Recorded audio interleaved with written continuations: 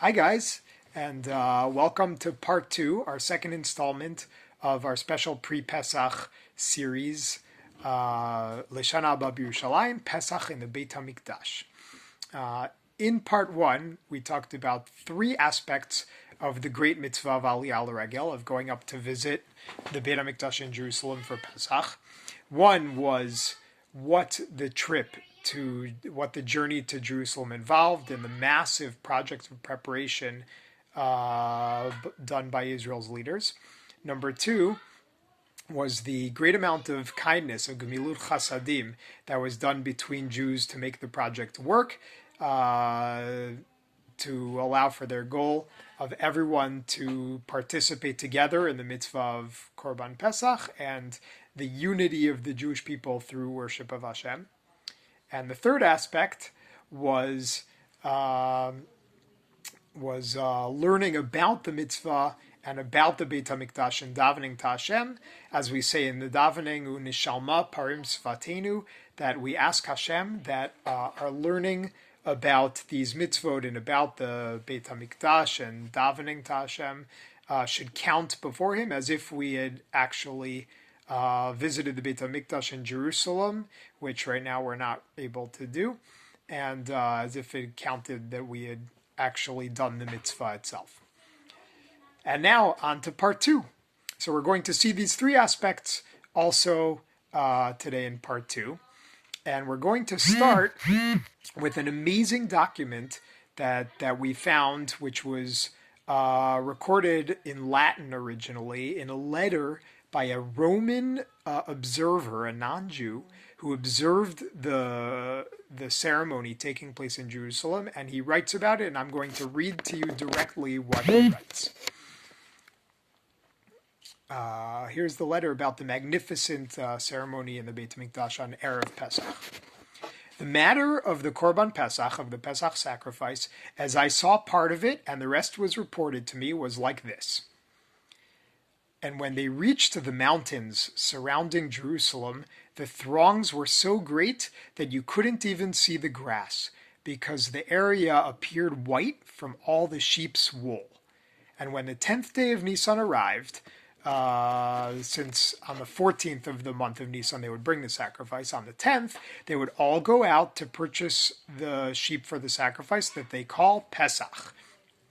And according to the rules of the Jews, when they do this service, one person may not say to his fellow, "Move over," or "Let me pass," even if the last person in line was King David or King Solomon himself.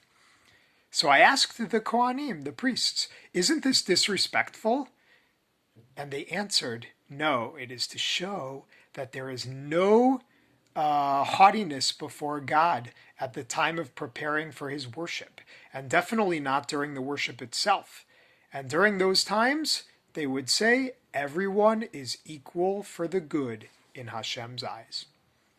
And when the 14th day of the month arrived, they ascended upon a tall tower in the temple, which they called a lul, and 3 silver trumpets were in their hands. And they blew them. These were the Kohanim. And after the blowing, they announced, "Nation of God, hear, hear! The time of slaughtering of the Korban Pesach, of the Pesach sacrifice, has arrived, for the sake of He who rests His presence in this great and holy house." And when the people heard this call, they would change into their festive clothes, because from the middle of the day of Erev Pesach and onward was like a Yom Tov for all the Jews, because that was the time for the Pesach sacrifice. And at the entrance of the great temple courtyard stood 12 Levites, 12 Leviim outside with silver sticks in their hands, and another 12 on the inside with silver sticks. The Leviim on the outside were to warn visitors to be careful not to hurt each other or trample each other, and also to close the gates when they saw that each group would fill up the area of the courtyard. When people arrived to the slaughtering space inside, there were rows and rows of Kohanim ready with vessels of gold and silver in their hand. All this for God's honor and glory. So I'm going to show you from the Haggadah that we looked at last week, the Haggadah Hamikdash Temple Haggadah. Here's a picture of the throngs of people coming in to the courtyard of the Beit Hamikdash with their korban. And I'm going to show you the vessels that the Kohanim used to pass along the blood from the sacrifice and pour on the Mizbeach, which we're going to see in a second, is here. This is what they looked like. They were gold and silver. And here we go. And the Kohanim at the beginning of each row would take a vessel with blood of the sacrifice and pass it on to the Kohen next to him, and so on and so forth, until it reached to the altar, the Mizbeach. And after sprinkling the blood on the side of the altar, the Kohen at the end of the row would pass the empty vessel back all the way to the beginning, so that each Kohen in the assembly line would be simultaneously passing one full vessel and passing back another empty vessel. And they didn't slow down because they were so quick in this service that it looked like the vessels were flying back and forth. This was because they had been training themselves in this holy service for 30 days before Pesach, making sure that they learned to do the best job possible and not make mistakes. Next to them were two tall pillars, on top of which stood two Kohanim with silver trumpets, chatzotzrot, in their hand, blowing them as each group began their sacrifice, in order to signal the choir nearby to begin singing Hallel in a joyful tune of gratitude. They would also begin playing their musical instruments, as they took out dozens of them for the occasion. Each person bringing their korban sang Hallel along with the choir. And if they finished before the sacrificing was done, they would sing again from the beginning.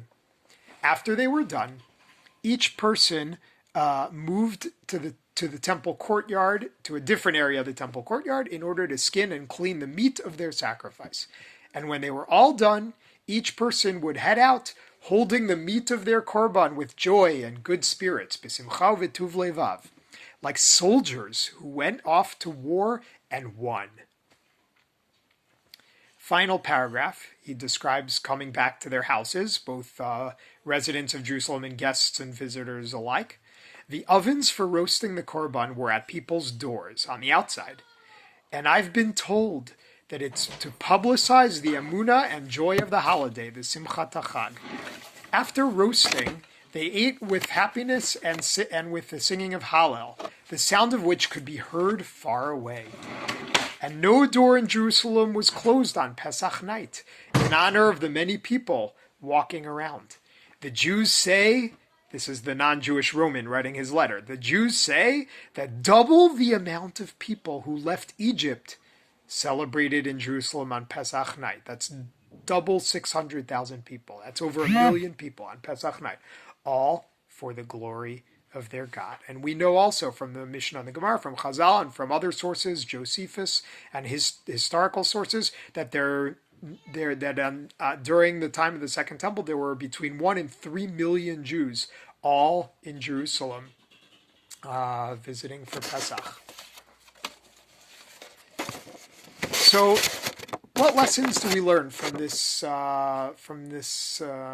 ancient and magnificent description of Pesach in the Beit Hamikdash? Well, we also know from Chazal that it describes that even though it was so crowded with over 1 million people coming to bring their sacrifice and daven in the Beit Hamikdash, it says they were omdim tzfufim umishtachavim revachim, that they would stand crowded, but when they would bow down to Hashem, there would suddenly be a lot of space. And that sounds miraculous, but it was successful. This was able to happen due to the three things we mentioned at the beginning. Number one, massive, careful, and detailed planning by the leaders and quick, almost professional performance of the ceremony by the Kohanim, the physical service.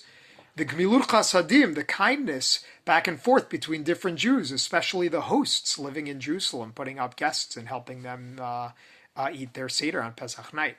And number three, of course, the Siyata Dishmaya, the help from Hashem, and the tefillot and the kavanah of all the Jews who came, who had in mind to do this mitzvah for God's glory, as the letter describes. So I think we can learn from these lessons for us today, even though we can't go to the temple to do the mitzvah of Korban Pesach, and we can't even go to Jerusalem. We can't even can barely leave our houses themselves. But we're still going to say at the Seder night, Halach Ma'anya, where we say, just like the hosts in Jerusalem at that time with the throngs of visitors, we say, Kol dichvin yetevi echol. Everyone who needs, come and eat. Kol ditzrich yetevi yivsach. Anybody who requires a place to bring their Korban Pesach, their sacrifice, a place to go. We're going to say it too, just like the Jews in Jerusalem. And even, yeah, we're learning Torah before Pesach to my students who are at home. And in this difficult and uncertain time, we're going to try to follow the example of the Jews in the time of the Beit Hamikdash who planned carefully. Right? We have to think about what we're going to talk about at our Seder, prepare the foods, help in the house, maybe plan some activities for Yom Tov and the rest of Pesach during the day.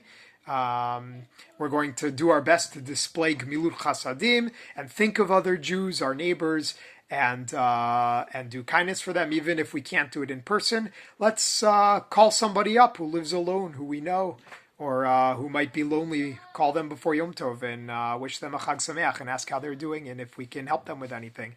And of course, the third lesson that we mentioned is daven from inside your own home, daven to Hashem together along with Klal Yisrael, even if we're not physically together. We should daven that Hashem should help those who are sick and also help the rest of us to navigate safely through this challenging time. And hopefully looking forward to learning with you again after Pesach. Mirz Hashem, you guys should all have an amazing, amazing Chag. Chag Kasher v'Sameach. Love you guys. Chag Sameach. Bye-bye.